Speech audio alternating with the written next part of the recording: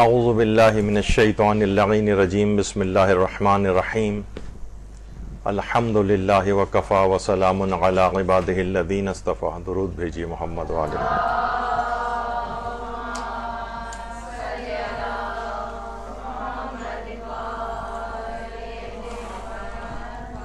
مقدس مقامات کی زیارت کے آداب اور فقہی احکام سے متعلق ہمارا درس نمبر 3. کوشش تو یہی ہوگی کہ تیسرے درس پر یہ سلسلہ مکمل کر دیا جائے، لیکن امکانات قوی موجود ہیں کہ ایک درس شاید اس موضوع پر اور ہو اگر انتظامیہ نے اجازت دی. دیکھیے، بات یہ بیان ہو رہی تھی اور عظمت کتنی بیان ہوئی کہ اتنی عظیم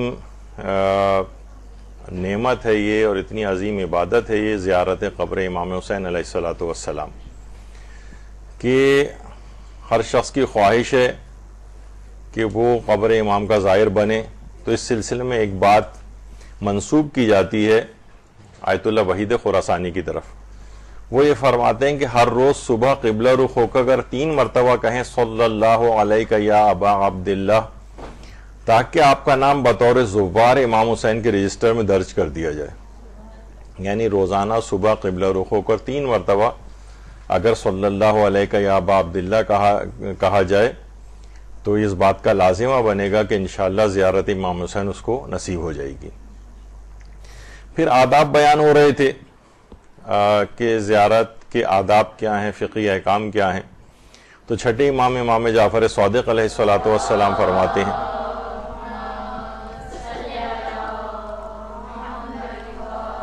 کہ جو شخص حصول ثواب کی خاطر یعنی خالص نیت سے امام حسین کی زیارت کرتا ہے اور اکڑنا، تکبر، دکھلاوا، شہرت حاصل کرنا اس کا کوئی ارادہ نہیں، تو وہ گناہوں سے اس طرح صاف کر دیا جاتا ہے جس طرح پانی کے ساتھ کپڑے کو صاف کیا جاتا ہے، اور اس پر میل کچیل باقی نہیں بچتی، اور اس کو ہر قدم کے عوض میں ایک حج لکھ دیا جاتا ہے، اور جب وہ قدم اٹھاتا ہے تو اس کے لیے ایک عمرہ لکھا جاتا ہے.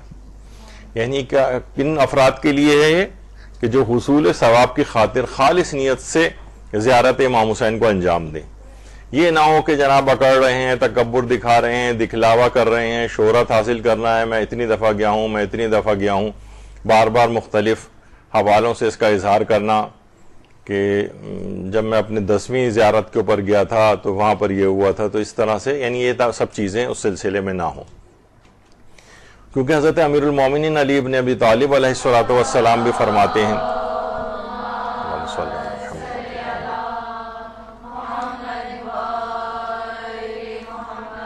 ہیں کہ عمل بغیر کسی ریاکاری اور دکھاوے کے انجام دو، کیونکہ جو بھی اللہ کے علاوہ کسی اور کے لیے عمل کرتا ہے تو اللہ اسی کے سہارے اس کو چھوڑ دیتا ہے. تو ہر وقت بس اپنا نماز بھی پڑھ رہے ہیں تو لوگوں سے سیلفیاں بنوا رہے ہیں، اور یعنی سیلفی تو خود لی جاتی ہے لیکن تصویریں کھنچوا رہے ہیں. تو یہ مناسب کام نہیں کہ ہر وقت انسان جو ہے نا دکھاوا، دنیا داری، بس ایک دوسرے کو اپنی فوٹوگراف شیئر کرنا، یہ عبادت کے لطف کو بھی غارت کرتا ہے اور ریاکاری وغیرہ کے جذبے کو انسان کے اندر پیدا کرتا ہے. تو خالص نیت ہونی چاہیے. اور حلبی کہتے ہیں کہ میں نے ایک دفعہ امام صادق سے امام حسین کی قبر کی زیارت کے بارے میں سوال کیا تو آپ نے فرمایا سال میں 1 مرتبہ، لیکن میں شہرت کو پسند نہیں کرتا. یعنی ویسے تو کوشش یہ ہونی چاہیے کہ انسان ہر سال زیارت پہ جائے، لیکن اس کا مقصد نہ شہرت پسندی نہیں ہونا چاہیے کہ میں اتنی دفعہ گیا کہ اتنی دفعہ گیا. خالص نیت ہونی چاہیے. اچھا، اب جو فقہی احکام بیان ہو رہے تھے اس میں جب اذن دخول کی بات آئی تھی تو اذن دخول کے مثلا اولاد ائمہ کی قبور کے اوپر بھی جانا ہوتا ہے، تو کیا وہاں بھی اذن دخول پڑھا جائے گا؟ تو اگرچہ اذن دخول وغیرہ وہاں پہ بھی لکھے ہوتے ہیں لیکن وہ روایات میں نہیں آئے ہیں. اذن دخول روایات میں نہیں آئے ہیں، یا اولاد ائمہ کی جو زیارت ہے وہ بھی علماء نے انشاء کی ہے، سوائے ایک حضرت عباس علمدار علیہ الصلوۃ والسلام کی زیارت کے. اللہم صلی علی محمد و علی محمد.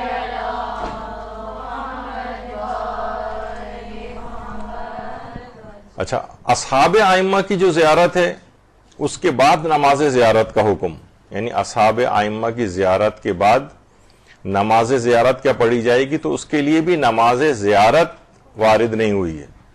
ائمہ کتنے اصحاب ہیں، کمیل ابن زیاد نخعی ہیں، اور کتنے حضرت قنبر اور آپ نے پچھلی دفعہ بھی حضرت مسلم ابن عقیل اور ہانی ابن عروہ اور کتنے ہیں ان کی قبور کی زیارت پہ، تو کسی بھی جگہ نماز زیارت پڑھنے کا حکم نہیں ہے، لیکن علماء یہ فرماتے ہیں کہ بہرحال وہاں زیارت پڑھنے کے بعد اگر 2 رکعت نماز پڑھ کر اور صاحب قبر کو ہدیہ کر دی جائے تو بہت اچھا ہے.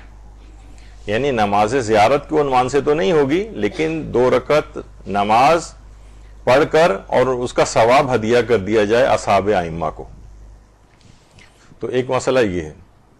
اچھا، اب ایک چیز آتی ہے کہ بہت زیادہ ائمہ کو ہم جاتے ہیں روزانہ جو زیارت میں سلامی پڑھے جاتے ہیں، تو ائمہ کو سلام کرنے کے بعد کیا جواب سلام سننا ممکن ہے؟ جواب سلام، دیکھیں ایک عام شخص کو جب یہ حکم ہے کہ جب کوئی سلام کرے تو مسلمان تو اس کو سلام کا جواب دینا واجب ہوتا ہے، تو یہ ممکن نہیں ہے کہ ائمہ معصومین کو سلام کیا جائے اور وہاں سے سلام کا وہ جواب نہ دیں. لیکن پھر بھی ہمیں وہ سلام کا جواب کچھ لوگوں کو سنائی دیتا ہے اور کچھ لوگوں کو سنائی نہیں دیتا ہے.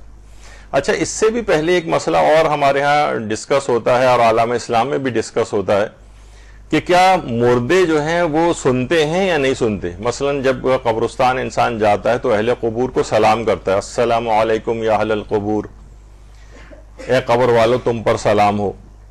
تو اگر وہ نہ سنتے ہیں نہ کچھ ہے تو یہ سلام کرنا کی کیا دکھ ہے؟ تو قبور والے جو ہے ہمارے ہاں تو یہ مسئلہ تقریباً طے شدہ ہے کہ اہل قبور سلام کو سنتے بھی ہیں سماع موتا کے نام سے. یہ تو ہمارے ہاں طے شدہ مسئلہ ہے، لیکن ہمارے برادران اہل سنت کے مختلف مکاتب فکر میں یہ مختلف فی ہے.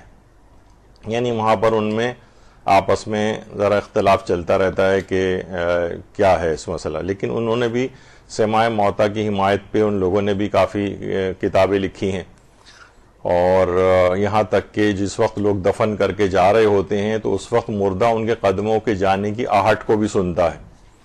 یہ اکثر علماء نے، لیکن بہرحال وہابی حضرات یا اس طرح کی جو ان کے مکتب فکر ہے وہ اس کو نہیں مانتے ہیں.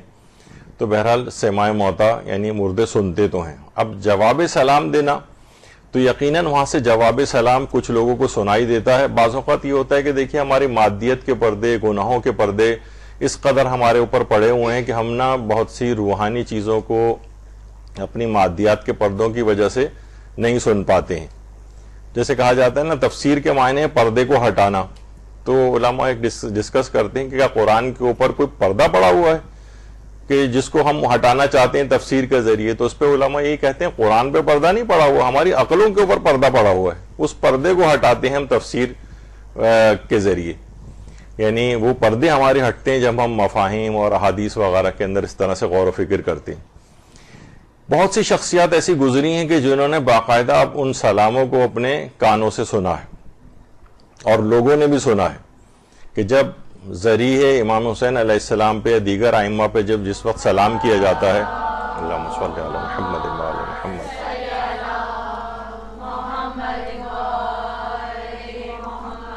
تو وہاں سے جواب سلام آتا ہے. تو امام حسین کی جو روضہ ہے ان کی قبر کے قریب ہی حضرت ابراہیم المجاب کی قبر بھی ہے. اور ان کو المجاب اسی وجہ سے کہا جاتا ہے کہ جب یہ آتے تھے یہاں پر آ کر اور امام حسین کو سلام عرض کرتے تھے تو زری سے جواب سلام آیا کرتا تھا. اور ایک آدھ دفعہ کی بات نہیں ہے، جب بھی آتے تھے، ملتا ہے کتابوں کے اندر کہ جب بھی آتے تھے تو ہمیشہ جواب سلام آیا کرتا تھا. یہاں تک کہ بہت سے بزرگان اور علماء دین تک یہاں پر آ کر بیٹھنے لگے اور ابراہیم مجاب کا انتظار کیا کرتے تھے کہ جب وہ آئیں گے تو یہاں پر ہم آ کر ان کا جواب سلام سنیں گے. اسی جواب ملنے کی وجہ سے ان کو المجاب کہا جانے لگا. البتہ مجان یہ بھی ہے کہ یہ مجاب ان کا لفظ ہے یا مجان ہے، کیونکہ یہ زیرہ سازی بھی کیا کرتے تھے. زیرہ کو بنانا، جو آرمر جو ہوتی ہے جو کہ لڑنے کے لیے زیرہ بنائی جاتی ہے، اور ان کو مکفوف اور ضریر بھی کہا جاتا ہے. یعنی یہ نابینا ہو گئے تھے.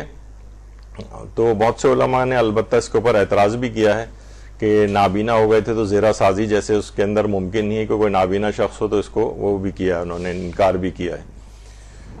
تو آیت اللہ مرشی نجفی فرماتے ہیں کہ ابراہیم مجاب جو تھے، یہ میرے والد محمود مرشی تبریزی فرماتے تھے کہ ان کا نام اصل میں ان کا جو لقب ہے وہ مجان ہے، کیونکہ یہ زرہ سازی وغیرہ کیا کرتے تھے۔ اب آپ دیکھیں کہ کتنے اور لوگ بھی گزرے، یہ کوئی شہدائے کربلا میں تو نہیں تھے، لیکن پھر بھی ان کو یہ کیسے سعادت ملی کہ امام حسین کے اتنا قریب آ کر دفن ہوئے۔ بہت سے علماء کہتے ہیں ان کا یہاں پر ہونے کا انکار بھی کرتے ہیں، لیکن زیادہ تحقیقی بہرحال بات یہ ہے کہ یہ یہیں پر ہی مدفون ہیں، اور اتنی کرامات ان کی قبر سے بھی جو ہے وہ ظاہر ہوتی ہیں۔ تو آخر ان کو کیسے، یعنی یہ سمجھیں واقع کربلا کے 250 سال بعد تو یہاں پر آ کر آباد ہوئے تھے۔ یہی وجہ ہے کہ ائمہ معصومین نے بہت زیادہ کیونکہ تاکید کی تھی امام حسین کی قبر کی زیارت کی، تو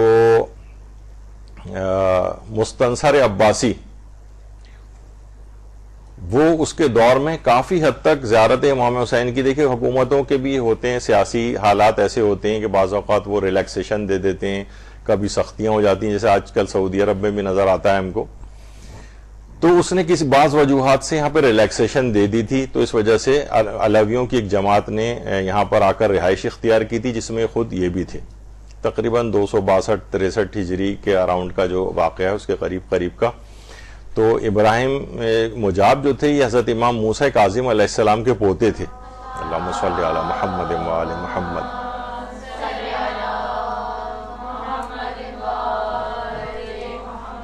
والد کا نام ان کے محمد عابد تھا، جو آج بھی اچھا ان کے موضوع پر پوری کتابیں لکھی ہیں۔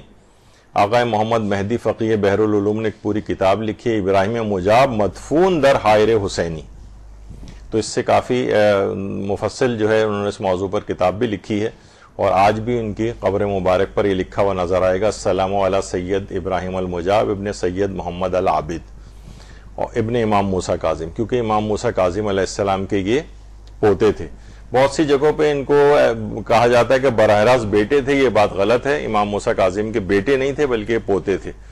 اور ایک چیز اور غلط نسبت دی جاتی ہے کہ یہ خود ابراہیم المجاب کے پوتے لال شہباز قلندر تھے، تو یہ ان کے درمیان بہت زیادہ زمانی فرق پایا جاتا ہے۔ اگر ان مان بھی لیں کہ لال شہباز قلندر جو ہے اپنے زمانے میں موجود تھے، تو بھی اتنا زمانی فرق ہے کہ کم سے کم پوتا ہونا ان کا ممکن نہیں۔ اچھا، اب یہ اتنا بڑا مقام ان کو کیسے ملا؟ شہدائے کربلا میں یہ تھے نہیں، 250 سال بعد تو واقع کربلا کے یہاں پر آ کر وہ آباد ہوئے۔ تو سب سے پہلے تو بے انتہا تقوی و پرہیزگاری، اس قدر تقوی و پرہیزگاری ان کا تھی کہ دیکھیے کچھ نہ کچھ خصوصیات تو ہوں گی نا کہ جس کی وجہ سے اتنا بڑا مقام ان کو ملا۔ یہ بیچ میں ایک چیز آ رہی ہے کہ جب ہم اتنے سلام کرتے ہیں تو ہر شخص کی خواہش ہے کہ امام کی طرف سے جواب سلام بھی تو سنیں۔ تو جب ہم دیکھتے ہیں کہ تاریخ میں ایسے افراد ملتے ہیں کہ جن کو جواب سلام ملا ہے، تو کچھ خصوصیات بھی تو ہوں گی ان کے اندر۔ ایسا تو نہیں ہے جیسے ہم لوگ ہیں کہ جناب پوری دنیا کے فسق و فجور اور سارے حرام اور گناہ انجام دے رہے ہوتے ہیں، اور خواہش یہ ہوتی ہے کہ جوار محمد و آل محمد میں جگہ مل جائے، اور خوب دعائیں ہو رہی ہوتی ہیں اس موضوع پر۔ تو کچھ کردار بھی تو بنانا پڑتا ہے۔ تو ایک تو تقوی و پرہیزگاری بہت زیادہ تھی۔ دوسری بات یہ کہ عبادت گزار اس قدر زیادہ تھے کہ قید خانوں کے اندر بھی رہے ہیں، 14 سال قید بھی برداشت کیے۔ آپ سوچ نہیں سکتے آدمی 1 سال بالکل ایسے گھٹے ہوئے قید خانے جو زمانے میں ہوتے تھے، 14 سال رہنا، تو اس پر خدا کا شکر ادا کرتے تھے کہ پروردگار تو نے مجھے یہ اگر قید بھی نصیب فرمائی ہے تو اپنی عبادت کے لیے کتنی فراغت مجھے مل گئی، ورنہ دنیا کے جھمیلوں میں دنیا میں غرق ہوتا۔ تو اس پہ شکر خدا انجام دیتے تھے، پوری رات عبادت میں بسر کرتے تھے، مشکل سے 1-8 گھنٹہ سوتے تھے اور پھر عبادت شروع کر دیتے تھے، پھر تھوڑا سا سو لیا کرتے تھے، پھر عبادت کرنا شروع کر دیتے تھے۔ یہاں تک کہ ایک خادمہ جو ان کے پاس اس زمانے میں ہوتی تھی جب یہ اپنے گھر پہ ہوتے تھے، تو وہ خود کہتی ہیں کہ یعنی ہر وقت یعنی یہ چلتے پھرتے وہ فرماتی ہیں کہ اس آیت کی تفسیر یعنی مجسم یہ آیت جو ہے ہمیں نظر آتی تھی ان کے اندر، کانوا قلیلا من اللیل ما یہجعون وبالاسحار هم یستغفرون، جو کہ سورہ والذاریات کی جو آیت ہے، یعنی متقین کی جو صفات بیان کی جا رہی ہیں کہ وہ راتوں کو بہت کم سوتے ہیں اور سحر کے وقت استغفار کرتے ہیں۔ تو کہا جاتا تھا کہ ان کو دیکھ کر یہ والی آیت قرآنی یاد آ جاتی تھی۔ تو بہرحال بے انتہا ان کا عبادت کس قدر زیادہ تھی، لوگوں کی غم گساری اس قدر زیادہ تھی کہ یہ بعض مظالم کی وجہ سے ایران سے اپنے بھائی کے ساتھ، سید احمد کے ساتھ، یہ ایران شیراز چلے گئے تھے، وہیں پر ان کے بھائی قتل ہو گئے. شاید یہ بھی وہ ایک وجہ ہو کہ لوگوں نے سمجھنا شروع کر دیا کہ ان کی قبر تو شیراز میں، یہاں پر نہیں، لیکن ان کے بھائی کی قبر ہے اصل میں. تو وہاں جا کر انہوں نے کیا کیا، قرآن کی کتابت کا کام شروع کیا، اور جو بھی ان کو پیسے وغیرہ اس سے ملتے تھے یہ اس سے یعنی قرآن کی کتابت کرتے تھے، اس سے جو پیسے ملتے تھے اس سے 1000 غلام خرید کر آزاد کیے.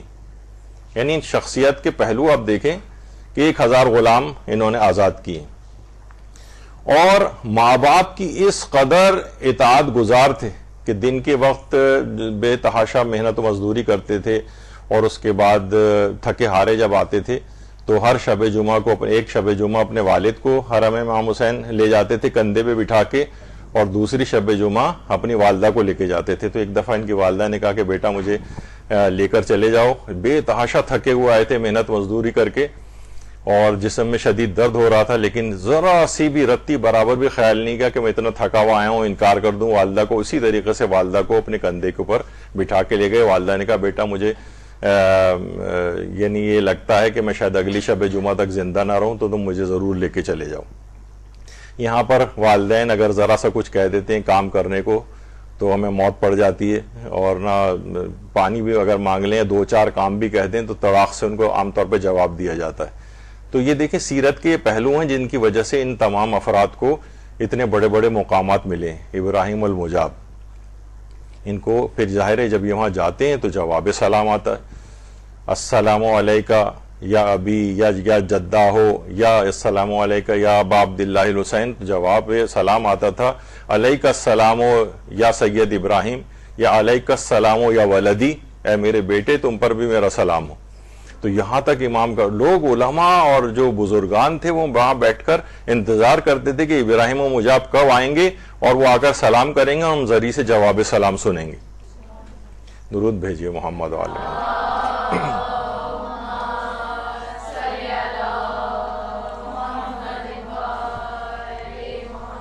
تو زائر کو یہ تمام صفات حاصل کر کے وہاں سے واپس آنا ہے، یعنی اپنے آپ کو اخلاق حسنہ سے آراستہ کرنا ہے، تو وہ جواب سلام. ابھی بھی علماء کہتے ہیں کتنی حکایات ملتی ہیں، کتنی چیزیں ایسی ملتی ہیں کہ جو کہ معلوم چلتا ہے کہ جواب سلام لوگوں نے ذریعوں سے سنا ہے. اچھا، ایک شخصیت اس لحاظ سے اور بھی تھی ہمارے پاکستان میں کہ جن کے حوالے سے کہ وہ حرم امیر المومنین جب جا کے انہوں نے سلام عرض کیا تھا تو حرم امیر المومنین سے، قبر امیر المومنین سے جواب سلام کی آواز سنی گئی تھی. تو اچھا ایک بات اس میں اور میں بیچ میں بیان کر دوں، تو یہ باتیں زیادہ ہمارے ہاں مشہور نہیں ہو پاتی. اس کی ایک وجہ ہے کہ ہم ایرانی نہیں ہیں. دیکھیں ایرانیوں کے اندر ہے وہ چیزوں کو ڈاکومنٹ کرتے ہیں. کوئی بھی ایک واقعہ ہوتا ہے اس کو تحقیق کر کے اس کے بعد کتابوں میں لکھ دیا جاتا ہے اس کو، اور 10 کتابوں 20 کتابوں کے اندر آ جاتا ہے اور شہرت پا جاتا ہے. ہمارے ہاں یہ ہوتا ہے ایک تو قوم کی اوور آل ہے کہ ڈاکومنٹ نہیں کرتے چیزوں کو، کتابیں لکھنے پڑھنے کا کوئی شوق نہیں ہے، اور بلکہ ایک اور بھی چیز ہے کہ لوگ اگر کوئی بیان کرے بھی تو لوگ جھٹلاتے ہیں ان چیزوں کو. یعنی پہلی چیز یہ ہے کہ وہ چیز کو جھٹلایا جائے. اب میں واقعہ مثلا بیان کروں گا بھی، اس کے بعد جو ہے نا لوگ یعنی بہت سارے جن کی طبیعتیں تضعیف کی طرف بہت مائل ہیں، کس طرح سے واقعے کو ضعیف ثابت کیا جائے، کس طرح سے اس کو جھوٹا ثابت کیا جائے. بہت ساری یعنی جو بھی فضائل، حتیٰ کہ ائمہ کے فضائل کے اندر بھی ہوتا ہے کہ بس ان کو کوشش کر کے کس طرح سے کوئی راوی ہے ایسا نکال لیا جائے اس میں سے کہ جو مجہول ہو، یا روایت کو مرسل بنا دیا جائے، یا تو اس کو ناقابل اعتبار، شکوک و شبہات ڈالنا. تو یہ قوم کا ایک عمومی مزاج بھی ہے. خیر، تو ہمارے میرپور خاص میں سندھ میں واگرے جی کا ایک علاقہ ہے جہاں دانشگاہ جعفریہ آج بھی موجود ہے. یہاں سے بہت بڑے بڑے علماء بن کے نکلے ہیں، بہت مقدس علماء، حتیٰ کہ بہت سارے علماء جو معاشرے کے اندر ابھی بھی کام کرتے ہوئے نظر آ رہے ہیں وہ واگرے جی میں کچھ نہ کچھ انہوں نے تعلیم دین حاصل کی ہے. جو اس کے بانی تھے مولانا غلام مہدی نجفی، یہ بہت ہی صاحب کرامت شخصیت تھے. ہمارے استاد محترم مولانا صادق حسن صاحب قبلہ کئی مرتبہ ان کا یہ واقعہ کہ جب یہ گئے تھے وہاں پر اور زری کے اوپر جا کر انہوں نے سلام عرض کیا تھا تو جواب سلام جو ہے وہ سنا گیا تھا. اچھا بعض اوقات یہ ہوتا ہے کہ یہ کنفیوژن تھا کہ انہی کے بعد ان کے دست راست اور اس لحاظ سے قریبی افراد میں مولانا عباس علی نجفی بھی ہوتے تھے. تو مولانا کی زبانی تو تھا لیکن یہ کنفیوژن تھا کہ مولانا غلام مہدی نجفی کا یہ واقعہ ہے یا مولانا عباس علی نجفی کا یہ واقعہ ہے.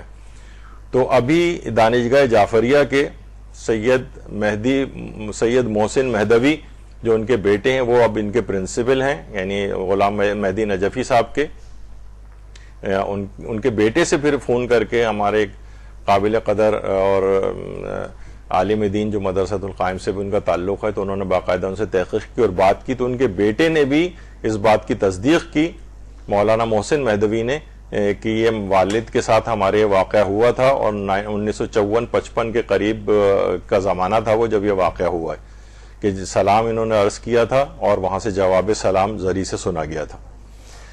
تو مولانا غلام مہدی نجفی صاحب ان کی بڑی اس لحاظ سے شخص بہت اچھا, اس مدرسے سے بہت سے مولانا سمر حسن زیدی صاحب اور مولانا عباس علی نجفی ہیں, یہ ان کی قبر مبارک بھی وہیں پر بنی ہوئی. یہ مولانا غلام مہدی نجفی کی قبر ہے اور آج بھی اتنی صاحب کرامات ہیں, ان کی قبر سے آج تک بھی کرامات جو ہیں وہ منسوب کی جاتی ہیں اور یہ ان کی قبر پہ جا کر جو بھی دعا اللہ سے مانگی جاتی ہے ان کو وسیلہ قرار دے کر وہ لازمی وہ دعا آج بھی قبول ہو جاتی ہے. اللہم صلی علی محمد و آل محمد.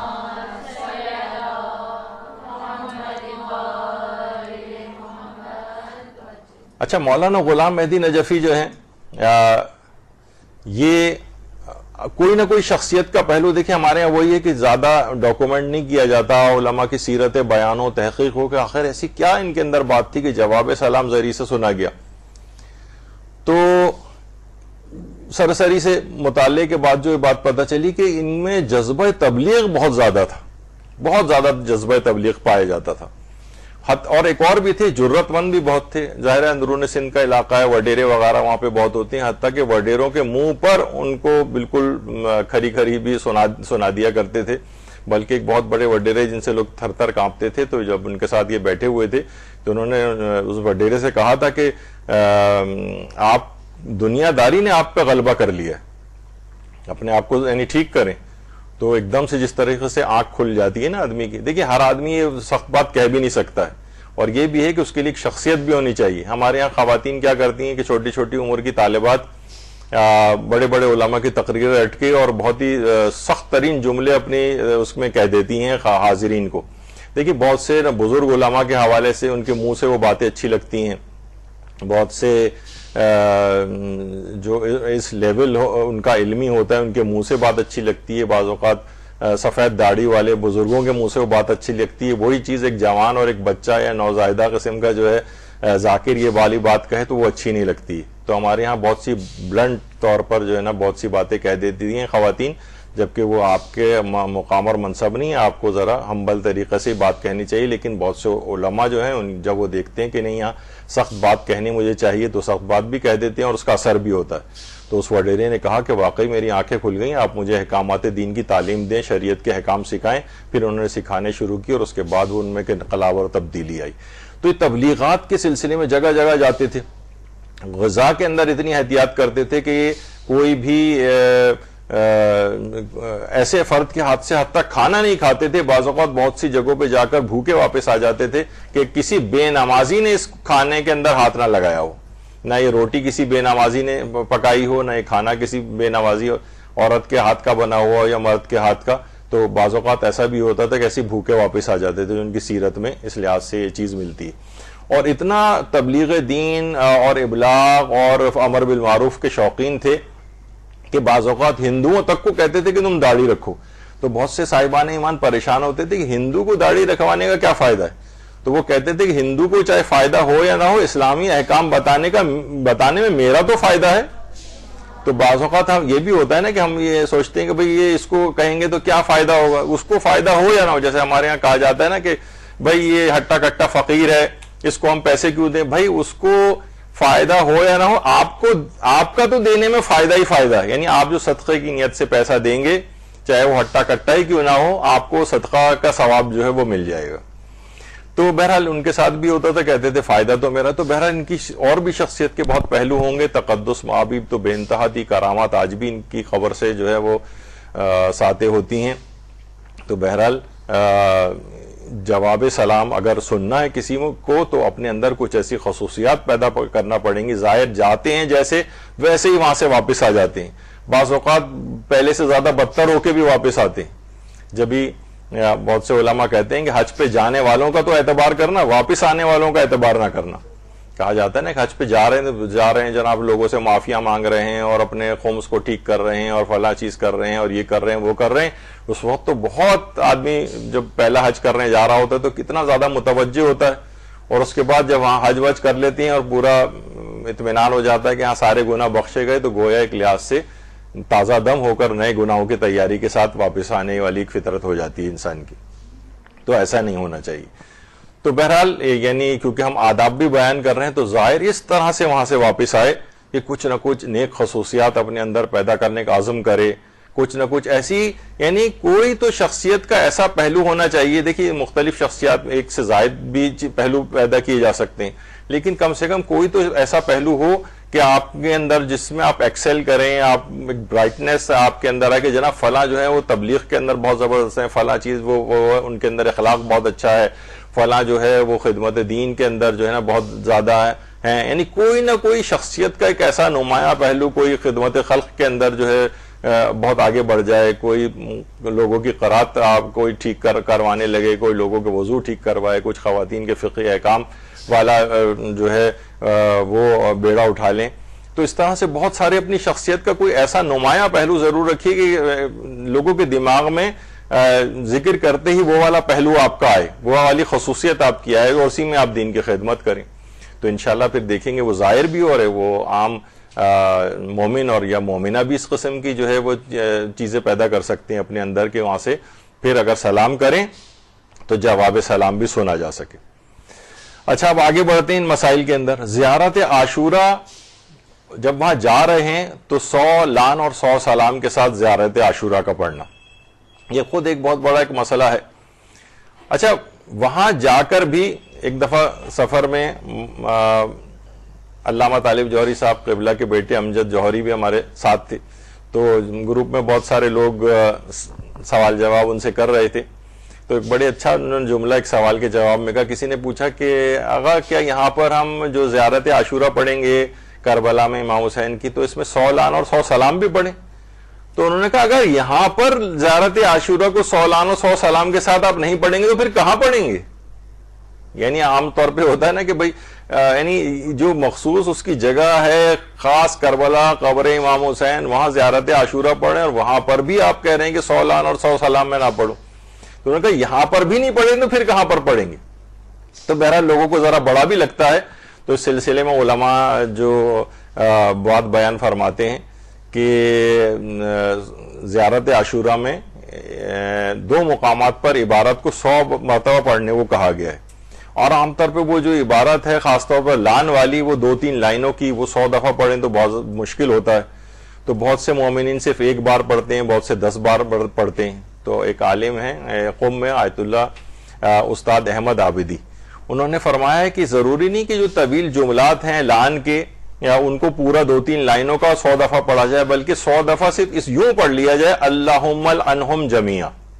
یہ تو 100 دفعہ انسان پڑھ سکتا ہے بہت جلدی, نہ کہ وہ پوری طویل عبارت. یہ پڑھنا ضروری نہیں بلکہ اللہم العنہم جمیعا یہ بس کہہ دیا جائے.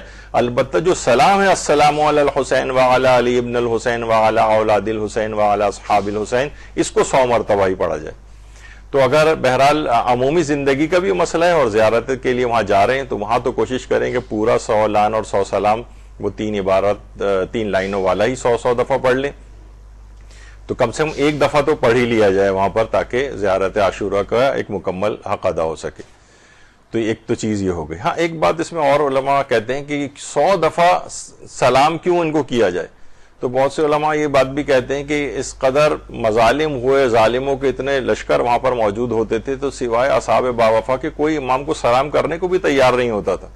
تو اللہ نے ایسا انتظام کیا کہ قیامت تک آنے والے ہر مومن 100 مرتبہ ان کو سلام کیا کریں گے.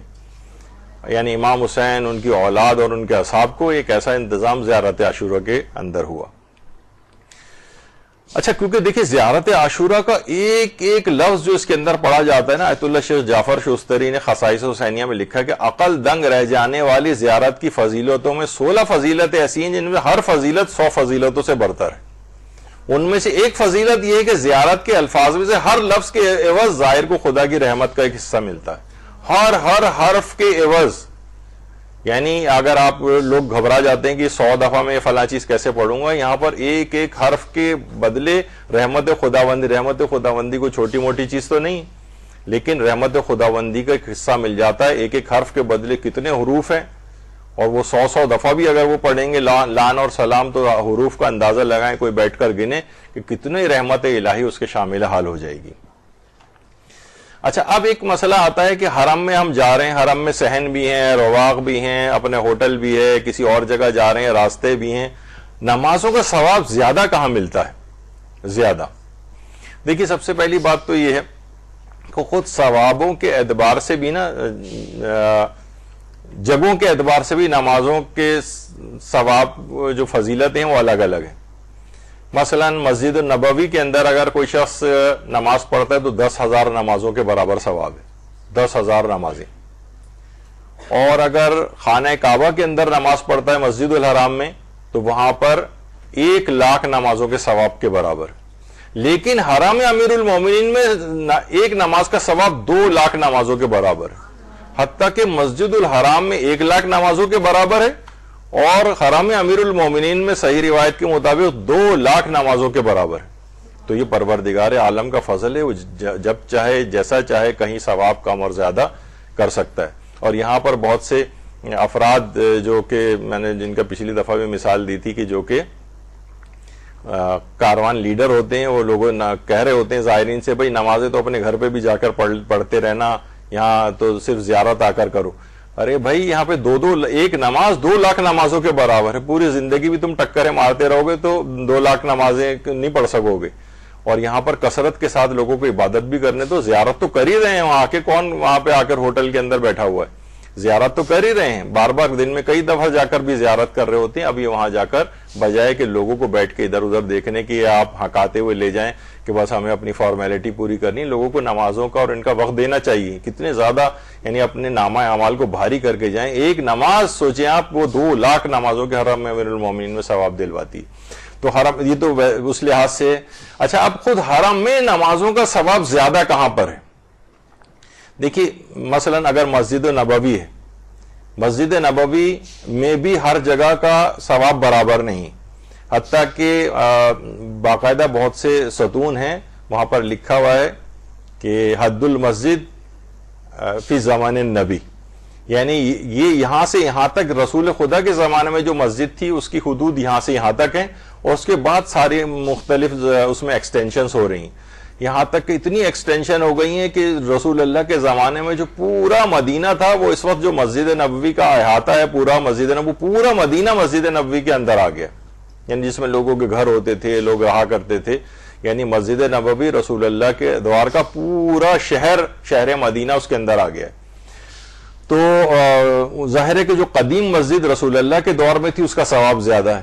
اچھا اس قدیم مسجد میں بھی بہت سی جگہ ایسی ہیں جیسے ریاض الجنہ، یعنی رائٹ سائڈ پر آپ کو جو ممبر رسول نظر آ رہا ہے، وہ تو خیر اس زمانے میں تو الگ طرح کا ہوتا تھا، لیکن آج بھی جو خطبہ وغیرہ دیا جاتا ہے اسی پر چڑھ کر دیا جاتا ہے۔ تو یہ ممبر اور لیفٹ سائڈ پہ جو قبر رسول آگے چل کر آتی ہے، قبر رسول، اور حدیث کے اندر بھی پیغمبر نے فرمایا کہ میری قبر اور ممبر کے درمیان کا جو جگہ ہے وہ جنت کے باغوں میں سے ایک باغ ہے، روضۃ من ریاض الجنہ۔ تو بہرحال یہ اس کا ثواب اور زیادہ ہے، سب سے زیادہ، تو یہ اس لحاظ سے ہے۔ اچھا اگر ہم خانہ کعبہ مسجد الحرام کے اندر دیکھیں، وہاں پر بھی ہر جگہ کا ثواب برابر نہیں ہے کہ مسجد الحرام میں ہم کہیں پہ بھی کھڑے ہو جائیں تو ایک ہی ہمیں ثواب ملے گا۔ امام علی رضا علیہ الصلوۃ والسلام سے یہ بات پوچھی گئی،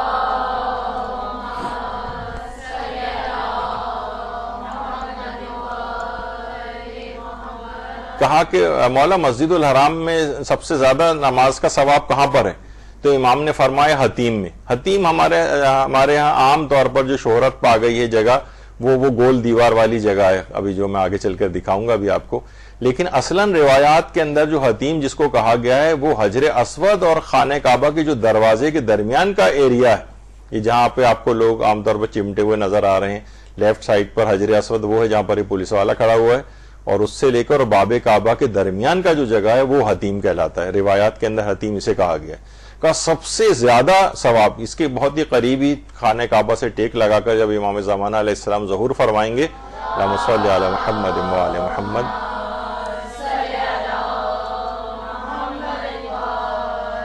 تو وہ حتیم سے جو ٹیک لگا کر بیٹھیں گے وہ تقریباً یہی والی جگہ ہوگی، باب کعبہ اور حجر اسود کے درمیان والی جگہ۔ تو بہرحال سب سے زیادہ ثواب یہاں پر ہے، البتہ یہ بہت کم ہی لوگوں کو یہاں پر موقع مل پاتا ہے رش وغیرہ کی وجہ سے، لیکن بہت سے نمازوں کے اوقات کے اندر جب بالکل اتنا موقع اگر کسی کو مل جائے اور بہت قریب ہو کر اگر پیش امام نماز پڑھائے تو وہاں پر کھڑے ہو کے لوگ نمازیں پڑھ لیتے ہیں، ورنہ عام طور پہ نماز پڑھنے نہیں دی جاتی، لیکن بہرحال سب سے زیادہ ثواب یہاں پر ہے۔ پوچھا گیا مولا حتیم کے بعد سب سے زیادہ ثواب کہاں پر ہے؟ تو امام نے فرمایا یہ جو مقام ابراہیم ہے اس کے پیچھے، مقام ابراہیم کے پیچھے پھر سب سے زیادہ ثواب مسجد الحرام میں اس کا ہے۔ کہا کہ مولا اگر یعنی مقام ابراہیم کے بعد سب سے زیادہ ثواب کہاں پر ہے؟ تو امام علی رضا علیہ السلام نے فرمایا پھر ہجر اسماعیل میں، ہجر اسماعیل میں، یہ جو گول دیوار ہے۔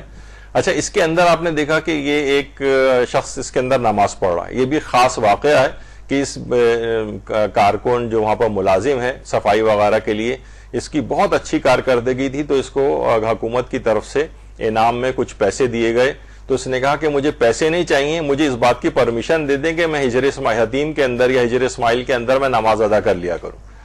تو اس نے اپنے پیسے چھوڑ دیے اور یہاں پر آ کر نمازوں کی اس کو اجازت مل گئی۔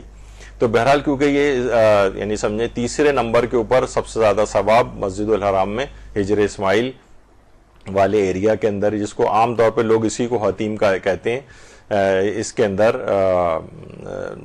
نماز کا ثواب سب سے زیادہ ہے۔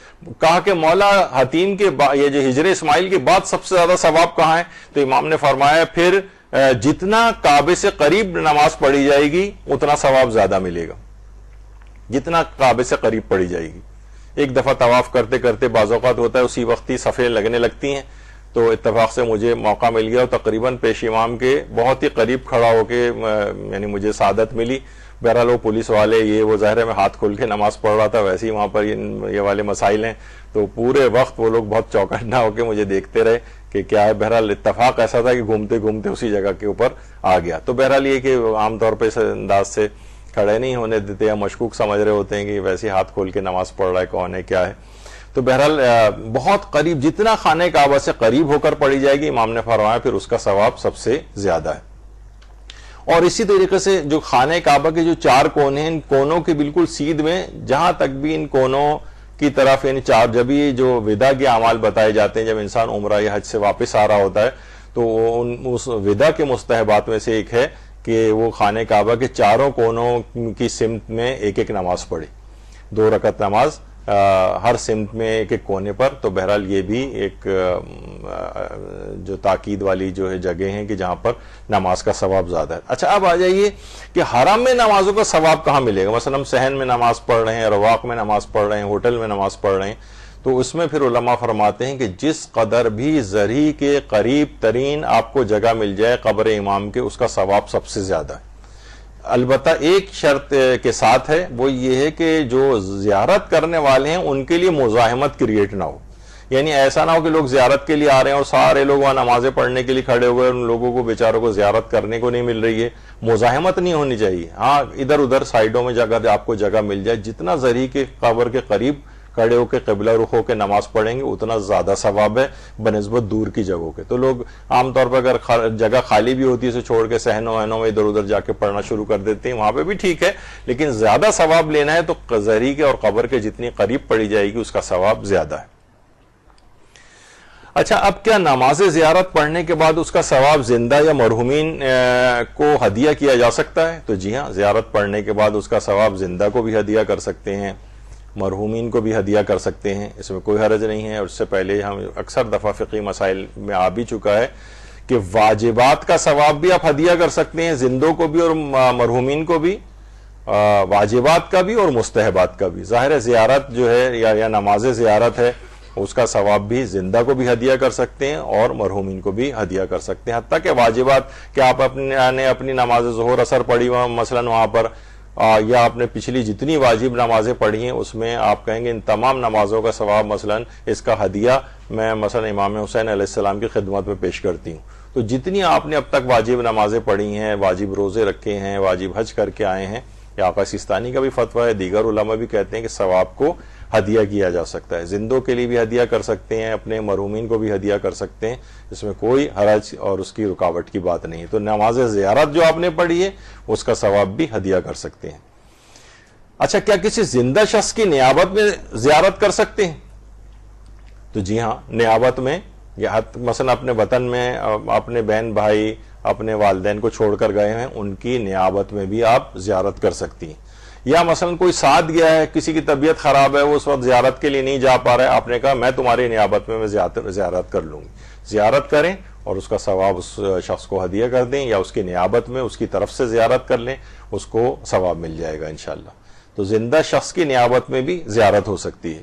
اچھا، مشی جو عام طور پہ پیدل چلنا ہے، پیادہ روی جس کو کہا جاتا ہے، تو اس کا ثواب کیا زندہ اور مرحومین کو ہدیہ کر سکتے ہیں؟ تو اس کا بھی جواب ہے کہ جی ہاں، مشی کا ثواب بھی، کیونکہ پیدل چلنے کی الگ سے روایات ہیں، بہت زیادہ کثرت کے ساتھ روایات ہیں کہ ائمہ معصومین کی زیارت پیدل کی جائے.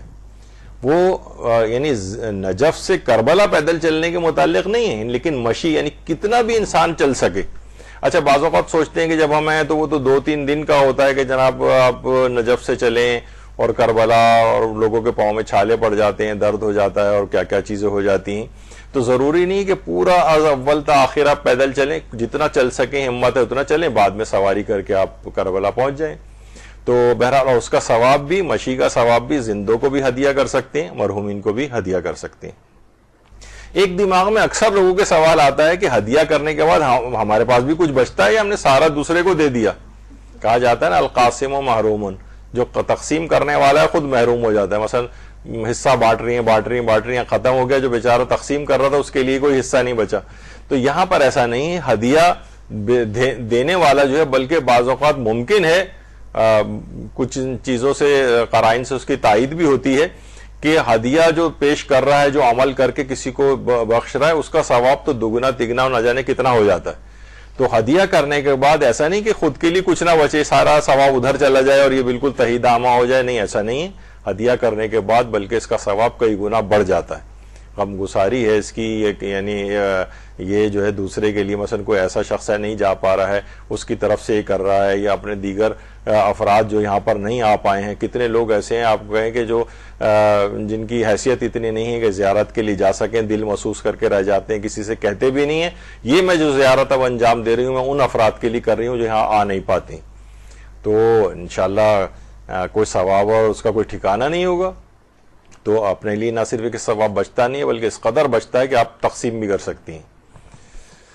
اچھا، اب مشی کرنے کے دوران ایک فقہی مسئلہ آتا ہے کہ جو نیاز تقسیم ہوتی ہے وہ پیدل چلنے والوں کو لوگ بانٹ رہے ہوتے ہیں، لیکن وہ اکثر جو گاڑی میں جا رہے ہوتے ہیں وہ بھی اس نیاز کو لے لیتے ہیں. تو آیت اللہ سیستانی سے پوچھا گیا کہ جو گاڑی میں جانے والا کیا وہ پیدل چلنے والوں کے نیاز لے سکتا ہے، کھانے پینے کی چیزیں یہ سب؟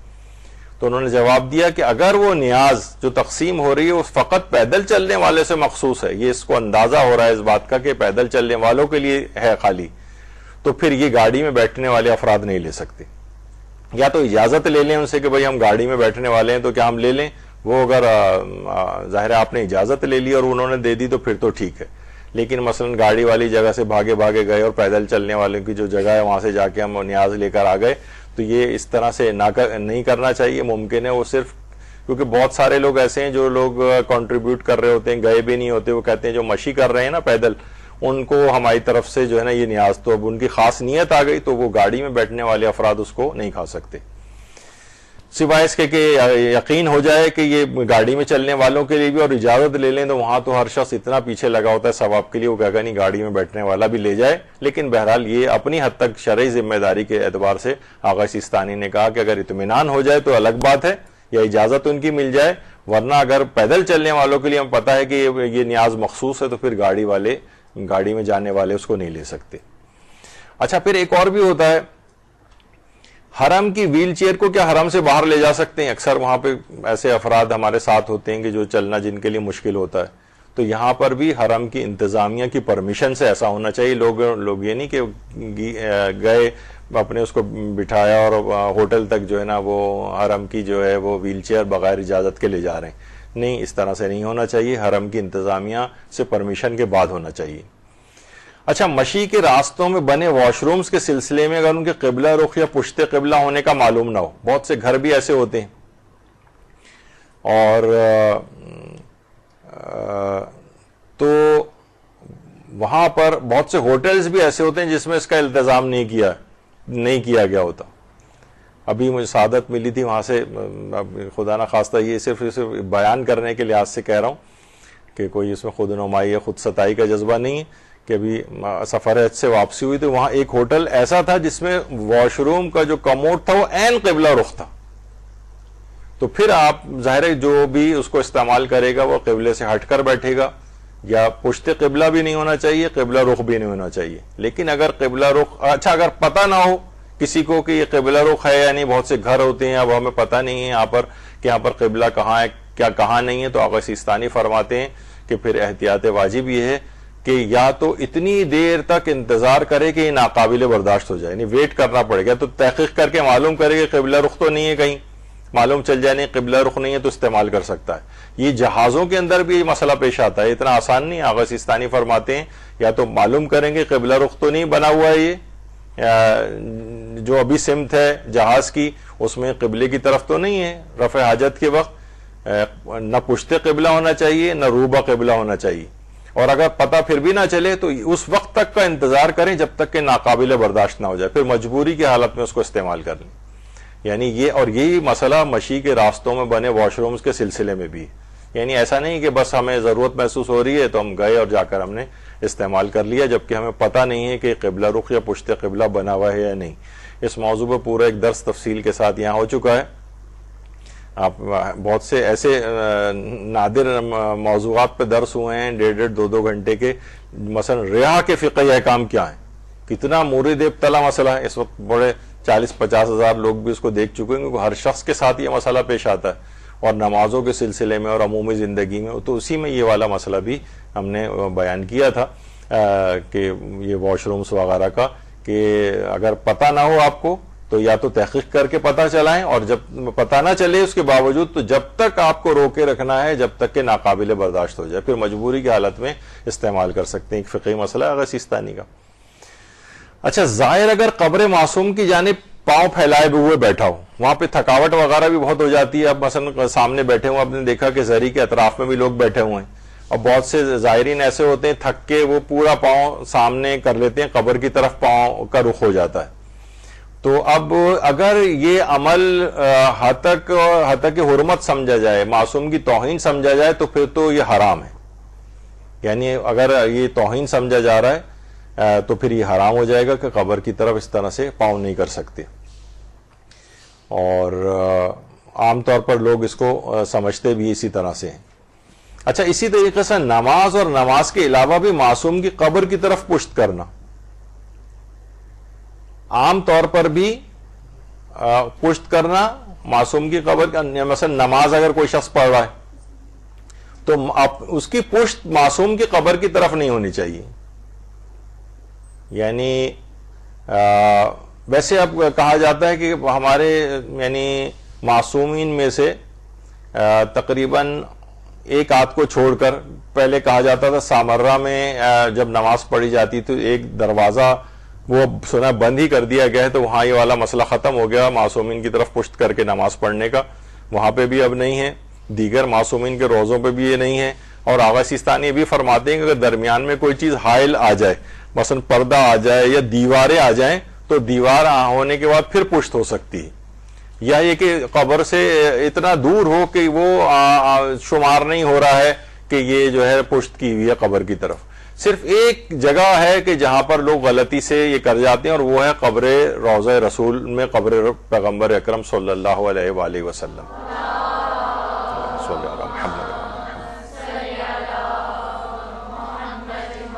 تو وہاں پر جو نماز جماعت ہوتی ہے وہاں پر بھی ایک صف تقریباً اس طرح سے آ جاتی ہیں وہاں پر.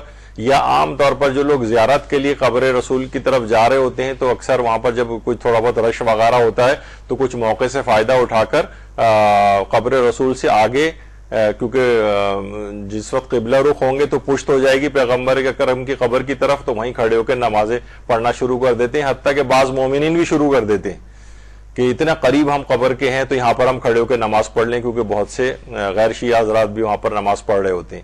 تو حرام ہے وہاں پر نماز پڑھنا کہ جب معصوم کی قبر کی طرف پشت ہوتی ہو. لیکن یہ وہاں کے علاوہ اور کسی جگہ پر تقریباً یہ والا سلسلہ اب نہیں ہے، اور درمیان میں ظاہر ہے یا تو دور کھڑے ہو کر اگر پڑھ رہے ہو کہ عرفاً شمار نہیں ہو رہا ہے اور نہ یہ ہتک اور توہین سمجھی جا رہی ہے، یا یہ کہ درمیان میں دیواریں وغیرہ آ گئی ہیں تو اس سے بھی پھر پڑھی جا سکتی ہے. تو بہرحال یہ ایک مسئلہ اس میں بیان ہوا. اچھا، اب یہ ہوتا ہے کہ زیارات عام طور پر جو پڑھی جا رہی ہوتی ہیں تو یا دعائیں پڑھی جا رہی ہوتی ہیں تو کیا ان کو فقط سنا جائے تو بھی وہی ثواب ملتا ہے جو پڑھنے کا ہوتا ہے؟ تو عام طور پر ہے کہ مولانا صاحب پڑھ رہے ہیں زیارتیں، سب لوگ بس کھڑے ہو کر سن رہے ہیں، مولانا صاحب دعائیں پڑھ رہے ہیں، سب لوگ کھڑے ہو کر سن رہے ہیں. تو سننے کا ثواب الگ ہے، وہ پڑھنے والا ثواب نہیں ملے گا کہ وہاں جا. تو اس میں خود ہر شخص کو خود پڑھنی چاہیے اگر ثواب لینا ہے. جس طرح کوئی تلاوت قرآن کرے تو تب تلاوت قرآن کا ثواب ملے گا. تلاوت قرآن سن رہا ہے تو اس سے سننے کا ثواب الگ ہے جو بہت کم ہے تلاوت سے.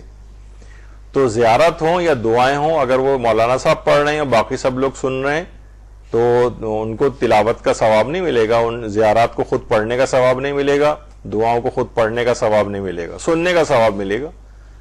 تو بہرحال جس کا ظاہر ہے کہ اس کا ثواب خود تلاوت کرنے سے بہت کم ہے. تو ایک تو یہ چیز. اچھا، پھر لوگوں کا ہوتا ہے کہ کیا زیارت جس جگہ ہم نے پڑھنا شروع کی ہے اسی جگہ ہی کھڑے ہو کر پڑھنا ضروری ہے، یا ہم الگ الگ جگہوں پہ بھی پڑھ سکتے ہیں؟ کچھ پڑھ لی، پھر آگے چند قدم آگے چلے گئے، زیارت کا کچھ حصہ وہاں پڑھ لیا، پھر زیادہ مثلا رش ہوا تو ہم اٹھ کے صحن میں آ گئے، باقی حصہ وہاں پڑھ لیا. تو جی ہاں، ایسا بھی کر سکتے ہیں. زیارت کے لیے ضروری نہیں کہ ایک ہی جگہ کھڑے ہو کر پوری زیارت پڑھی جائے.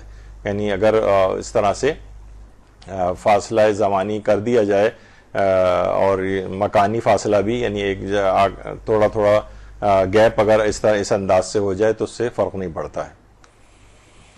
اچھا، اب حرم کے جو خدام اور انتظامیہ آپ نے دیکھا ہوگا وہ فیدر ڈسٹر لے کے کھڑے ہوتے ہیں اور زیادہ اگر کچھ وہ ہوتا ہے تو وہ لگا رہے ہوتے ہیں، ہٹا رہے ہوتے ہیں.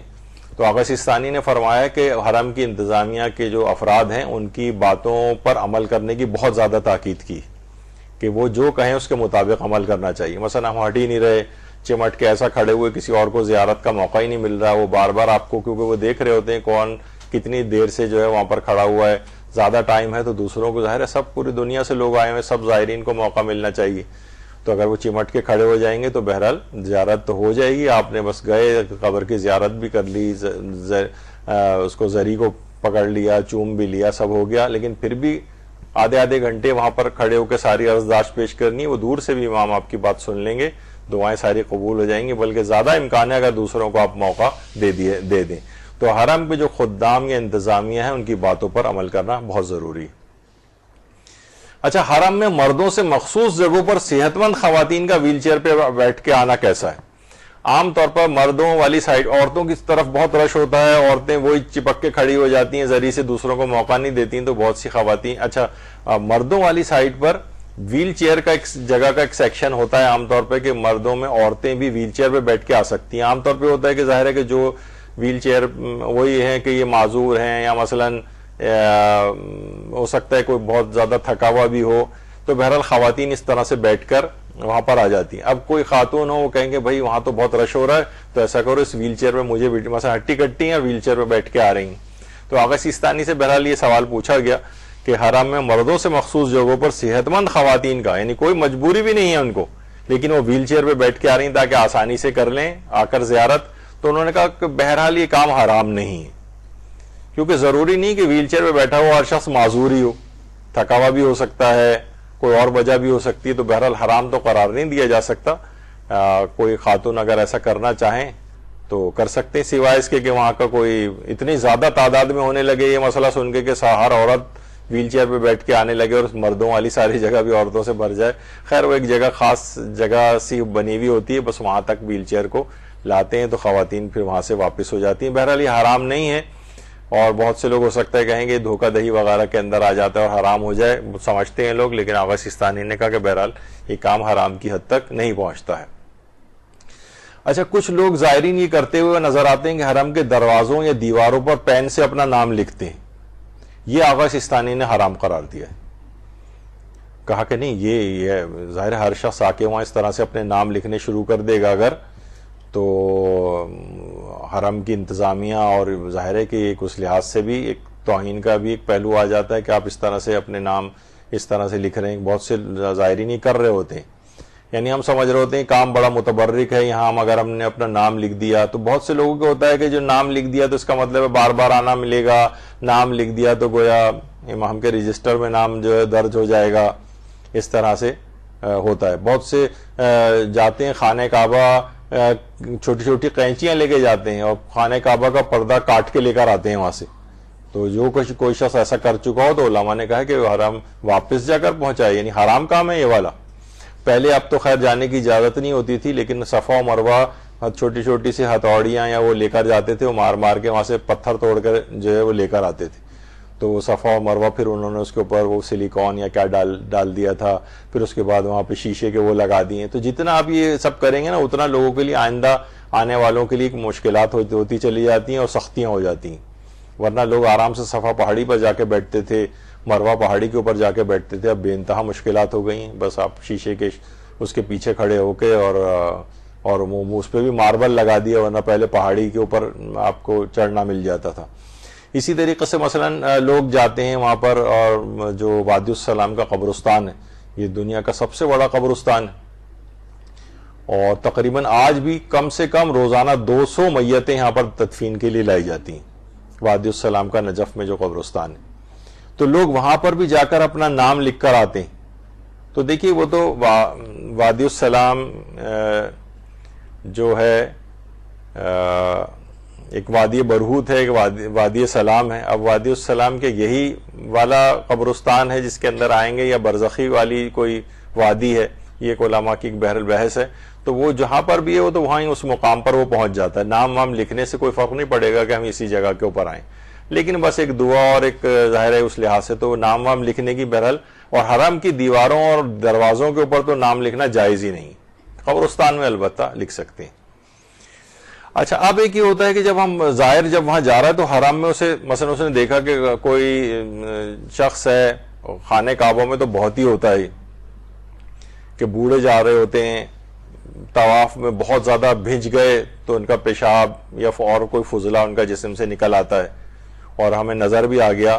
تو بہرحال اگر وہاں ویسے صفائی وغیرہ ہو رہی ہوتی ہے, لیکن بہرحال انتظامیہ کو بتانا چاہیے. اسی طریقے سے مثلا حرم معصومین کے اندر اگر کسی نجاست کا ہمیں علم ہو جائے کہ یہاں پر نجاست لگی ہوئی ہے, تو اس میں بھی پھر مراجع فرماتے ہیں کہ انتظامیہ کو فوراً مطلع کیا جائے کہ وہ یہ نہیں کر سکتے کہ بھئی ہم نے تو نہیں کیا نا, یہ کسی نے کیا ہے بس ہم نظر انداز کر کے آگے بڑھ جائیں. انہوں نے کہا نہیں, بتائیں تاکہ وہ اس کو فوری طور پر صاف کریں, کیونکہ بہرحال ایک حرمت کا ایک جو پہلو ہے, اتنی عظیم جگہ ہے, وہ جگہ نجس ہو جائے چاہے کسی اور ہی نے کیوں نہ کی ہو, تو بہرحال حرم کی انتظامیہ کو انفارم کرنا ضروری ہے. بعض اوقات یہ بھی ہوتا ہے کہ اگر زائر کے جسم پر خود ہی خون یا پیشاب وغیرہ جیسی نجاست لگی ہے تو کیا وہ روضے میں جا سکتا ہے؟ تو اگر وہ جسم پہ جو اس کے نجاست لگی ہوئی ہے, اگر وہ یعنی حرم میں کسی جگہ وہ اس بات کا سبب نہیں بن رہی کہ وہ نجاست منتقل ہو جائے, مثلا وہاں پہ کارپیٹ پہ جا کے بیٹھ رہے ہیں تو وہاں کارپیٹ بھی نجس ہو رہا ہے, کسی اور جگہ جا رہے ہیں تو وہاں وہ جگہ نجس ہو رہی ہے, اگر ایسا نہیں ہے تو پھر تو جا سکتے ہیں.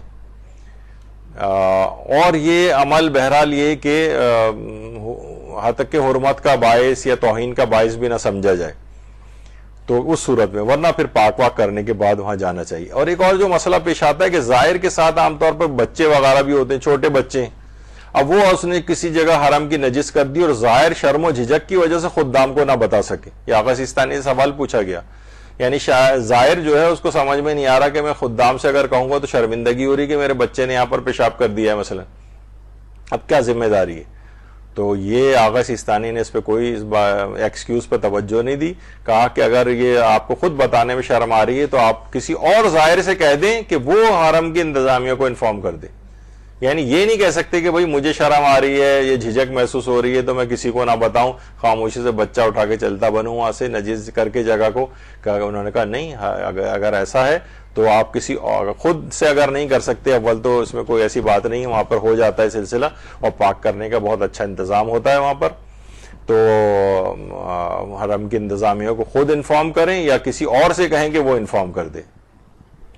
اسی طریقے سے ایک چیز اور بھی دماغ میں آتی ہے کہ قریب سے تو ہم زیارت پڑھ ہی رہے ہیں آئمہ کی, اور وہ معصورہ زیارتیں ہوتی ہیں, وہ کون سی سب سے افضل زیارت ہے؟ آغا سیستانی سے پوچھا گیا جو دور سے بھی کسی بھی وقت تمام آئمہ کی زیارت کی نیت سے پڑھ سکتے ہیں, سب سے افضل.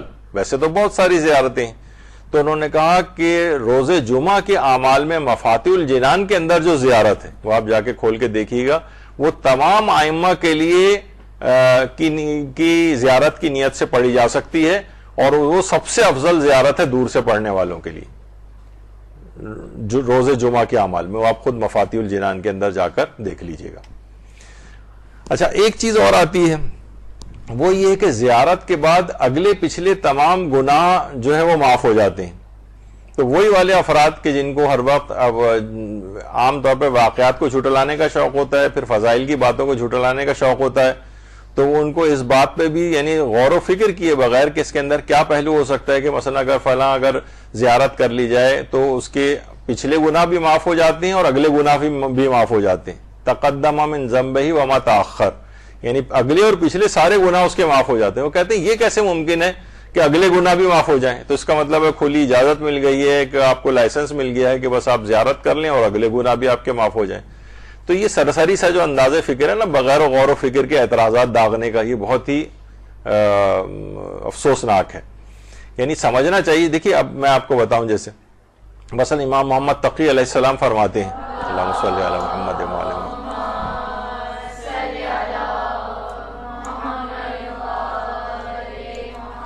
کہ جو کوئی میرے والد کی توس میں زیارت کرے, یعنی امام علی رضا علیہ السلام کی, تو خدا اس کے گزشتہ اور آئندہ گناہوں کو بھی بخش دیتا ہے. دیکھیے یہاں پر گزشتہ گناہوں کو بھی بخشنے کا ہے اور آئندہ گناہوں کو بھی بخشنے کا ذکر آیا ہے. اسی طریقے سے مثلا رسول اللہ نے فرمایا ہے صلی اللہ علیہ وآلہ وسلم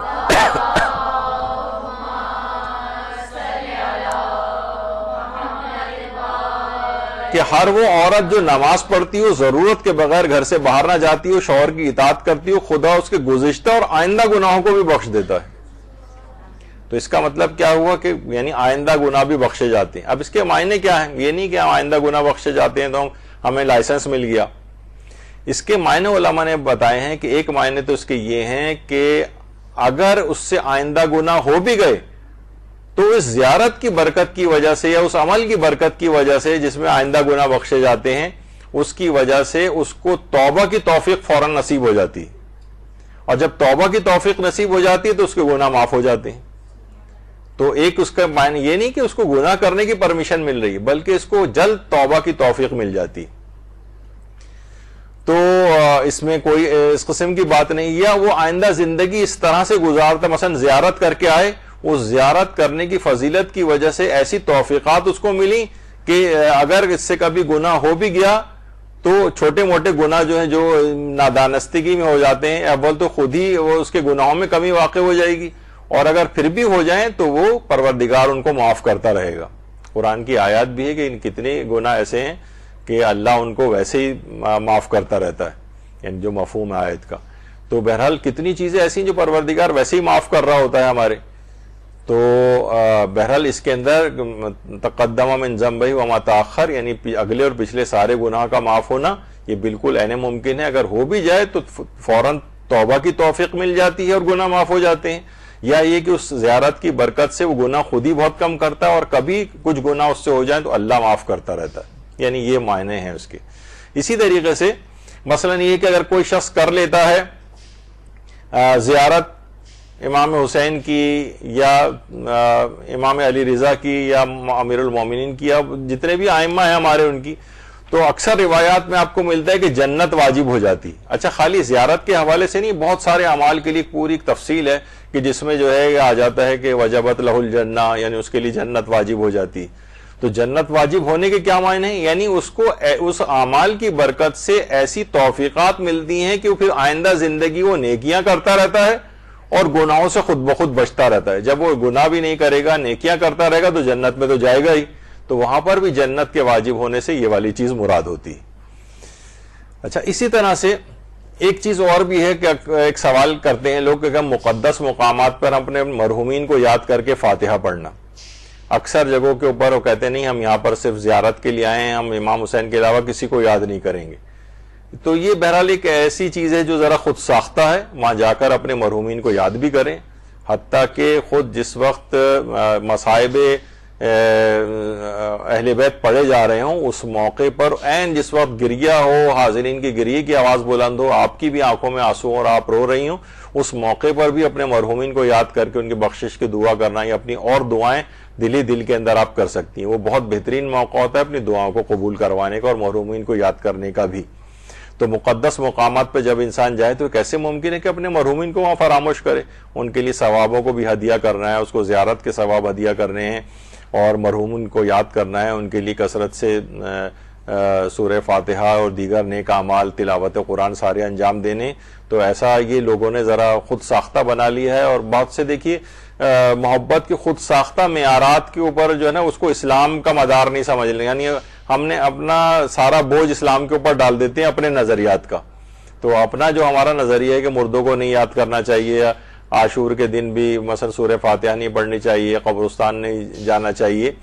ہمارے ہاں عام طور پہ ہوتا ہے کہ مثلا اب چہلم ہے, چلیں عاشور کی حد تک تو لوگ سب واقعی مصروف ہوتے ہیں, لیکن اگر آپ چہلم پہ بھی جائیں قبرستان بالکل خالی ہوتے, ایک آدمی بھی آپ کو وہاں پہ نظر نہیں آئے گا.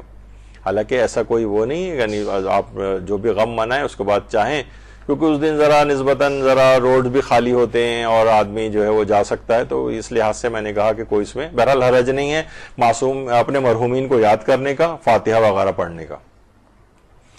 اچھا کیا امام حسین کی زیارت, ایک ہم پہ اعتراض بھی ہوتا ہے کہ لوگ زیارت پہ نہیں جہاں حج واجب نہیں کرتے ہیں بلکہ صرف زیارت کے لیے چلے جاتے ہیں. تو حضرت امام علی رضا علیہ السلام نے فرمایا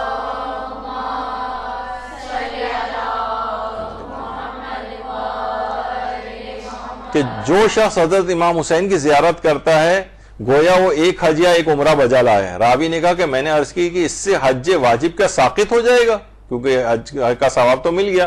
امام علی رضا علیہ السلام نے فرمایا نہیں, اس سے مراد یہ کہ زیارت ضعیف لوگوں کا حج محسوب ہوگی تاکہ وہ قوت حاصل کریں اور خانہ کعبہ کا حج بجا لائیں. یعنی اس کے یہ معنی نہیں ہے کہ وہ حج واجب کا نعم البدل جو ہے ہو گئی ہے, لیکن یہ ضرور ہے کہ روایات کے اندر کہ وہ زیارت کا جو ثواب ہے وہ مستحب حجوں سے افضل بتایا گیا ہے. اب دیکھیے مستحب حج کے متعلق کیا امام فرماتے ہیں, پانچویں امام محمد باقر علیہ السلام,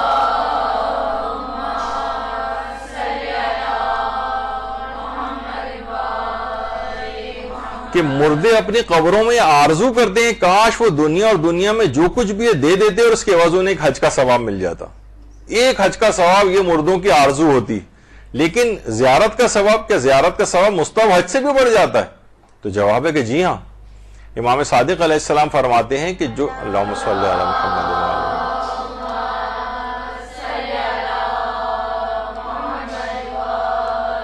کہ جو شخص بھی امام حسین کی زیارت کے شرف ایک سال میں نیمہ شعبان, عید فطر کی رات, شب عرفہ حاصل کرے تو خداوند متعال اس زائر کو 1000 مقبول حج اور 1000 مقبول عمرے کا ثواب عطا فرماتا ہے اور اس کی 1000 دنیاوی اور اخروی حاجات پورا کرتا ہے.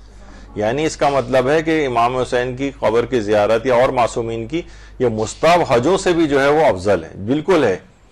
یعنی یہ اگر کوئی شخص مستحب حج پہ جا رہا ہو اور مثلا روز عرفہ امام حسین کی زیارت یا امام علی رضا علیہ السلام کی زیارت کر رہا ہے تو اس سے بھی اس کا ثواب بڑھ جاتا ہے.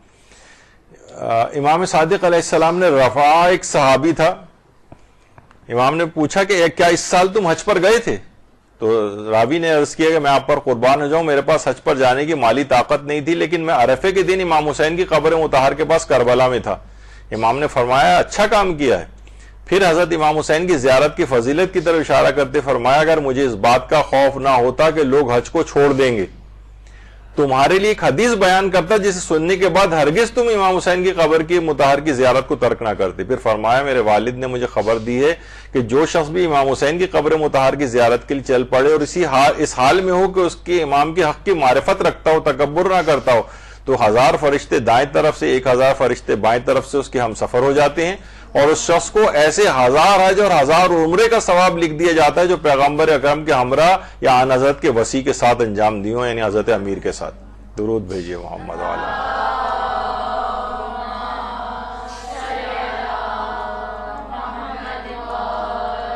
یہاں تو 1000 حج و عمرے کی بات ہو رہی ہے، یعنی وہ مل کر 1000 حج، سوچئے 1000 سال لگ جائیں گے اس کو، اور ظاہر حج تو اپنے اس میں ہی ہوتا ہے نا، اور اس طرح 1000 عمرے، ایک آدھ عمرے کے کرنے کے بعد یعنی کتنی مشکلات ہوتی ہیں آدمی کو چند عمرے کرنے میں ہی، یہاں صرف زیارت امام حسین کا کرنے کا اس قدر ثواب اس کو ملتا ہے۔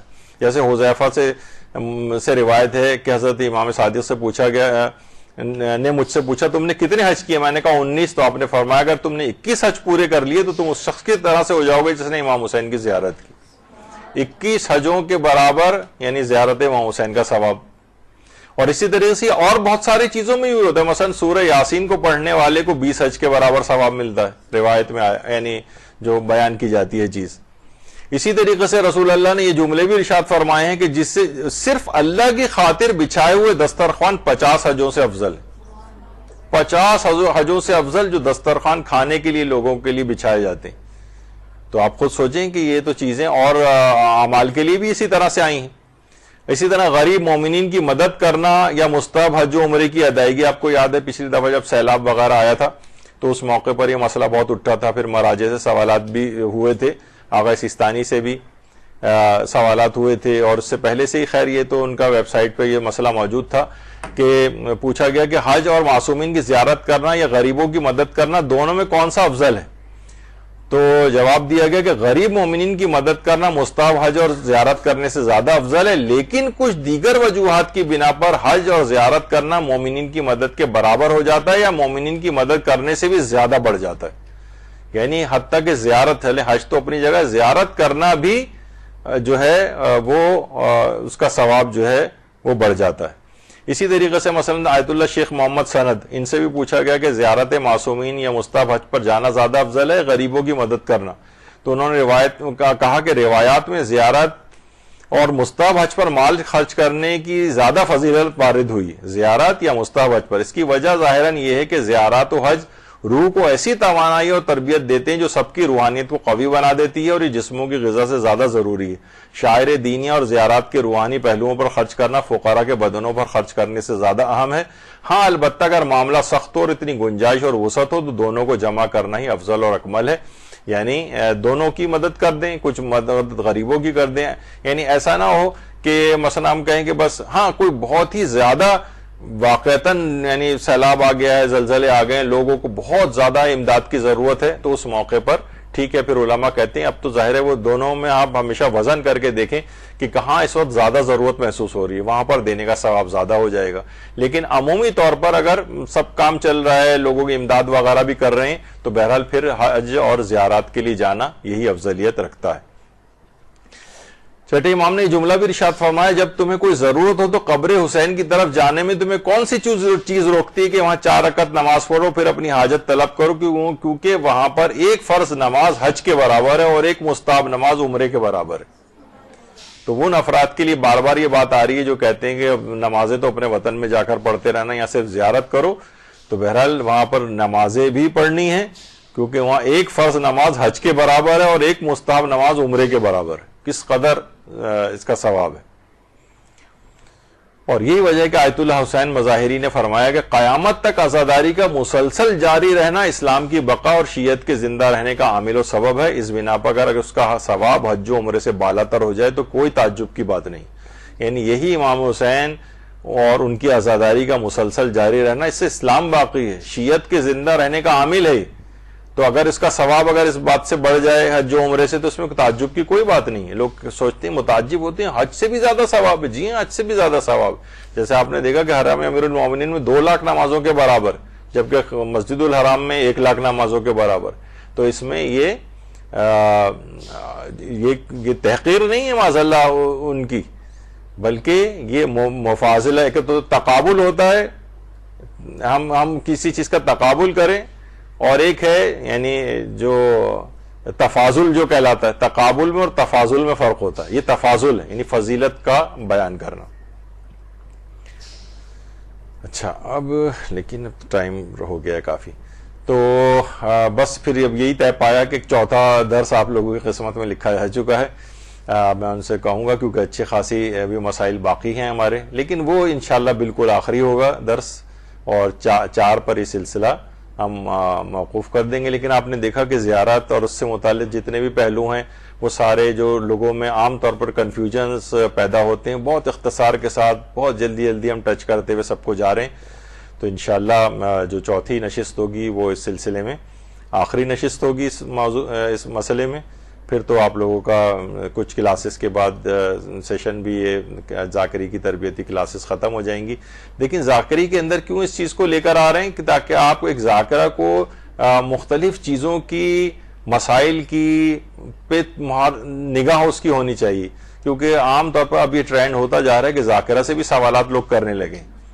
اچھا آپ میں سے بہت ساری خواتین, بلکہ اس میں تو جو باتیں بتائی گئیں اس میں تو آپ اپنے تقریری نکات بیچ میں لے کر آ جائیں. مثلا آپ نے ابھی آج جواب سلام کا سنا تو مجلسوں کا ایک اچھا ٹاپک بیچ میں آپ لا سکتی ہیں. آپ ابراہیم مجاب کے متعلق بتائیں, اور اس طرح سے لوگوں کی دلچسپی بھی قائم رہے گی. کتنی چھوٹی چھوٹی چیزیں اور بیان ہوئی ہیں زیارت کی جگہوں کے اعتبار سے. تو بہرحال ایک موضوع کے اندر بہت ساری چیزیں کور کرنا ہوتی ہیں, تو چھوٹے چھوٹے یہ چٹکلے ٹائپ کی جو چیزیں ہیں اس کے اندر جو آئے ہیں, چٹکلے تو نہیں کہنا چاہیے, یعنی چھوٹی موٹی اس طرح کی جو چیزیں آئی ہیں وہ انفارمیشن آپ اپنی مجلس کے اندر ڈال سکتی ہیں, تاکہ لوگوں کے معیار علمی بھی بڑھے, فقہی معلومات بھی لوگوں کی ہوں. اس وجہ سے ذاکرہ کو ایک رٹی رٹائی مجلس کے بجائے ان چیزوں کا بھی سہارا اسے لینا چاہیے, اور یہ چیزیں بھی اس میں ڈالنی چاہیے.